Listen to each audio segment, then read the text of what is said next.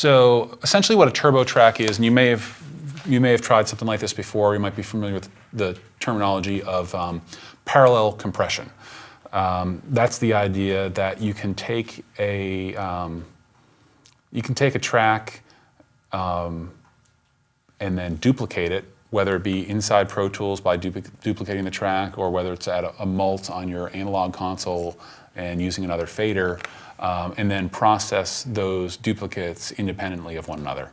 So the idea being that the original track would be largely unaffected and natural, which sort of preserves the natural dynamic of the performance, combined with a sort of a heavily gated or squashed or EQ'd signal that you can blend in with the dry signal to reinforce that and to give it more body or more bite or whatever you're trying to get without totally messing up the original signal.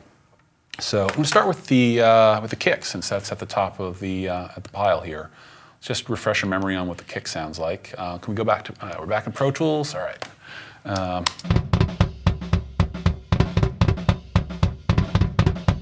All right, so that's the unprocessed kick track. So I'm going to make a duplicate of that kick track, and I'm going to call that kick turbo.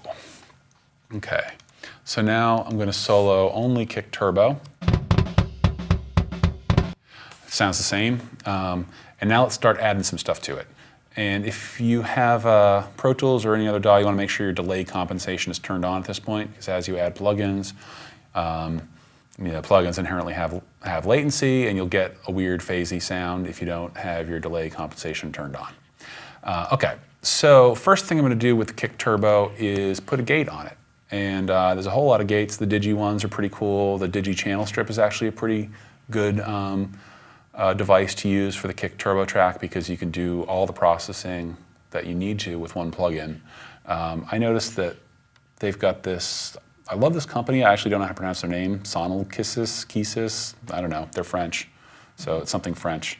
But their gate is pretty great. So let's start playing signal through this gate. All right, that's weird. Let's make the attack as fast as it'll go so it starts grabbing stuff better. So just adjusting the threshold there. And the idea is that here that I'm going to be making just like a super attacky, super consistent tone that I can blend in with the other kick mics just to reinforce that. And as there's a wall of guitar, you need to have just something steady in the kick tone to make the kick always present in the mix without being always annoying. I don't like mixing kick crazy loud, because that's not typically how you hear it in a real context. So if I can make the kick extra consistent, then I can mix it quieter and still have it be ever present. This particular gate has a nice feature of sidechain filters, which can make your gating more accurate. So let's listen to the signal. Let's listen to the signal with the filters turned on. So that's with no EQ, and you can hear a little bit of bleed from the bottom snare mic especially. So let's start filtering that out, and then also adding some additional mid-range EQ in the low mids that boosts the level of the kick.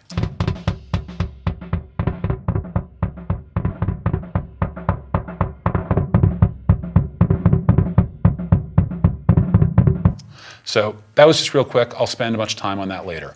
Or excuse me, in my own studio, I would spend a lot of time on that, but let's just see how that works. It looks like I'm really up at the upper end of the headroom within this plugin, so I'm going to actually turn down the input gain on it so that I have a little bit more breathing space here.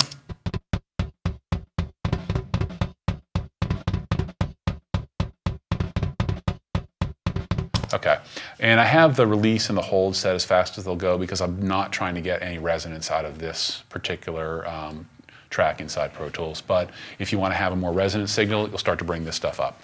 The other thing is, if you're trying to do more natural gating, you might want to play with the range control.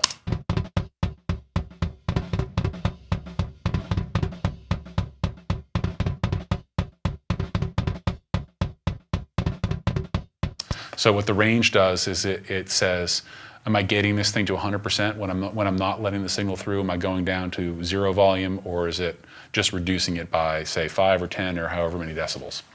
All right, so now you have my kick gated, and the next thing I'm going to do is to EQ my kick.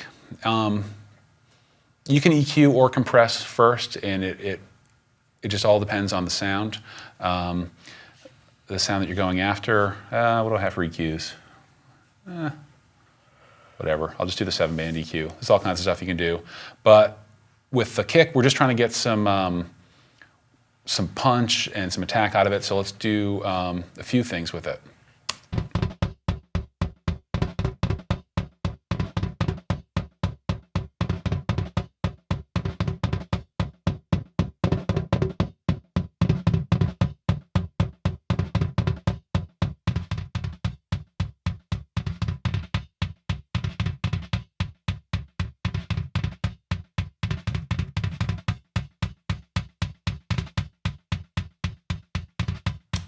All right, that was super quick, but I'm doing a little bit of a low-mid suck to give it the feeling of more weight and more depth, but I'm also cutting out a bunch of the rumble and then doing a little boost over here that gives it the bottom more punch, as well as a couple little boosts up in the clicky and punchy ranges up here. I certainly would spend a whole lot more time on this at home, and I would make it a very iterative process. So now we've got a little bit more modern sounding kick track, and we want to compress it. What do we got for compressors? Got a bunch of stuff. Bomb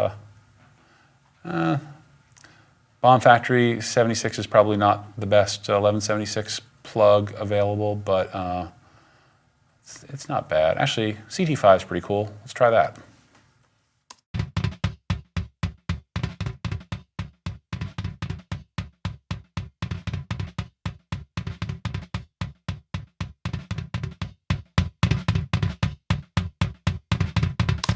All right, so that's some compression on the kick. Attack and release times, we could actually do probably a whole class on that, but just real quick, faster attack times will certainly respond to the kick more, and if a kick is very dynamic, you might want to go with a faster attack time just to sort of grab all of the peaks, especially not let the real wild peaks through. But if with slower attack times, if you have like a particularly resonant kick, you can let the attack of the kick through and then compress the resonance of the kick, so it'll be a more attacky type of tone. If you want a more resonant tone, you also might try a faster attack and a faster release. I'm going medium on both of these. The release is generally set on both on the tempo of the song. Faster songs will get faster releases because you want the compressor to return to steady state before the next kick attack. So on a slow song, you don't need to, you can have a slower release because the next kick is happening later. And then also if you want a more resonant tone of the kick, you'll have a faster release so that the sort of resonant part of the volume envelope of the kick will come through better. So I've got a little quick compression setup thing here. So let's, I'm gonna go, now that I have these three things on it, let's, actually I'm gonna go change my solo mode. I do this a lot, changing between latch and XOR. Now I can solo between the two kick signals.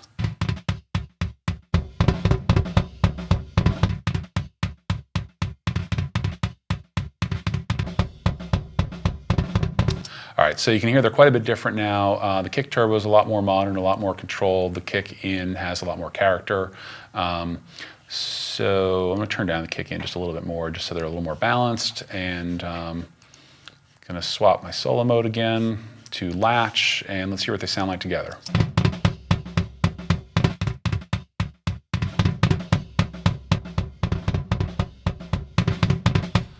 Obviously it gets louder when I bring both of them in, but the kick in, sounds a little wimpy without the kick turbo in there.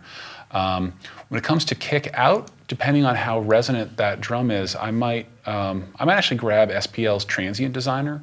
I think Waves and Sony Oxford also make transient following plugins.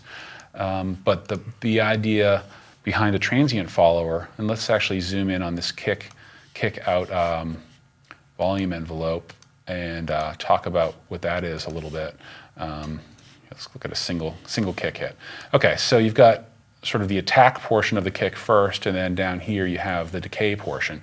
What an envelope follower does is it sort of follows the progression of the amplitude of this wave, and it allows you to manipulate that. So let's go over here and just make a little loop of a few kick hits. Let's see if this is long enough. Wow, it's in 6/8 now. Cool. So Transient Designer. Yeah, here we go. This is a neat plugin. So this outside kick mic isn't super ringy, but if you happen to have a totally unmuffled bass drum that you're trying to reel in, or if you have a super muffled bass drum that you're trying to make more resonant, you can kind of adjust that stuff after the fact using this plugin. And this is actually a model of some SPL hardware that does the same thing.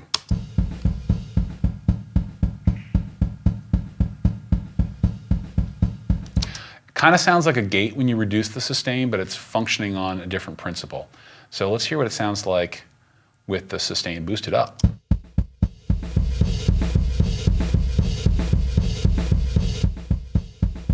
So that's normal.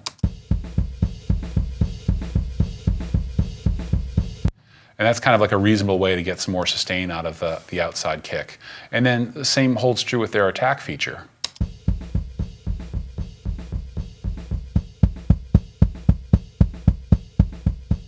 Like if you're mixing somebody else's record and you wanted the sound of an inside kick, but they didn't happen to have an inside kick mic, they only had an outside, you can dupe your kick track and then use Transient Designer on the dupe of the outside kick mic, tweak out the attack and sustain and make that sound more like an inside mic. It's a really good tool for forensic audio.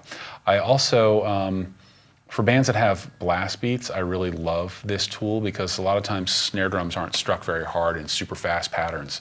And I'll bring this tool on to a blast beat and automate it on just for a blast beat to bring out, and they also give you this gain control here, which is nice. So I'll set up some settings, maybe reducing sustain, increasing attack, and boosting the output, and then have some automation so that it's normally bypassed and then is turned on only for blast beats, which can make a blast beat cut through more without having excessive cymbal leakage. So that's basically Transient Designer. Actually, let me just real quick throw Transient Designer on a snare track. So another thing that Transient Designer is real neat for is if either you didn't record a whole lot of ambient tracks and you want to get some more ambience out of the drum kit, or you're mixing some stuff that was maybe recorded live or somebody else recorded and you doesn't have a whole lot of ambience, you can use Transient Designer to sort of create a room track out of something that never was a room track before. So let's check that out. I'm going to go with sort of restore the nominal settings on this thing, listen to the snare track. All right, now I'm going to mess around with some of these settings and essentially turn the snare track into a room mic.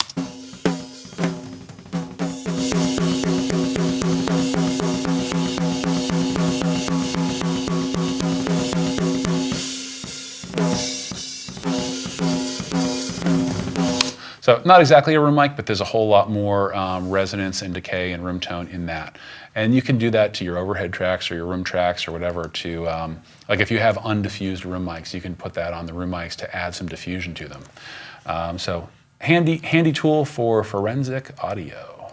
And I wanted to go through the turbo snare track stuff. It's essentially the same principles, just applied to the snare, but I don't have enough time to go through that right now. But I do want to mention that if you choose to do these turbo track things, don't leave them on all the time, especially if it's a dynamic song. If you reach a slow passage of the song, turn them off. Especially like the gated kick and especially the snare. Sometimes with snare rolls, There's some sort of grace notes or nuance hits that aren't coming through with the gated track, and you might either want to automate some settings on your gate or just remove that track entirely from the mix if it's a more gentle passage. Because misfiring gates are not something that you want to hear in your final mix. So you always want to try to, we're doing all this like really technical minutia, but the goal for me is to, create something that feels organic and, feels like you're really there. And unfortunately, I think the eyes are maybe a stronger sense than the ears are. So when you're watching a band live, there's all this like visual stuff going on, this visual excitement of people playing together that will lead your ear to hear a certain thing. And when you're making an album, you don't have the advantage of that visual excitement. So there are some sort of inorganic techniques that we're doing to conjure the feeling of that live excitement that's not present on an album.